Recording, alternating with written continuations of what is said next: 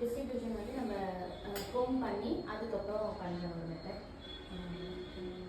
ப்ரொஜெக்ஷனில் வந்து ரூட்லேருந்து எண்டிங். இப்போ உனக்கு ஹேர் கட் பண்ணும்போது என்ன பண்ணுவாங்க? உனக்கு கைட்லைன் கட்டிங் ஆங்கிள்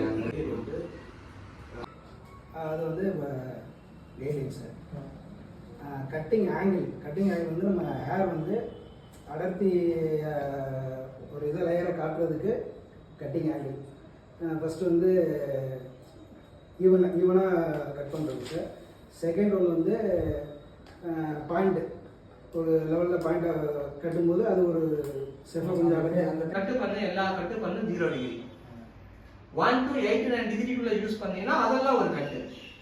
ஏன்னா அது எப்படி மென் கட்டா இருக்கட்டும் உமன் கட்டா இருக்கட்டும் ஸ்ட்ராங்கா ரொம்ப ரொம்ப இம்பார்ட்டன்ட். கைடை மிஸ் பண்ணி பண்ணுவீங்க வாய்ப்பே இல்லை.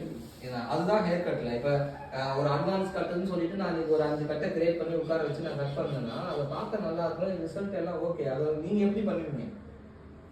இது எதுக்காக இதெல்லாம் ஏன் இந்த மேஜர் செக்ஷன் எடுத்த இதெல்லாம் டிஸ்ட்ரிபியூஷன் ப்ரொஜெக்ஷன்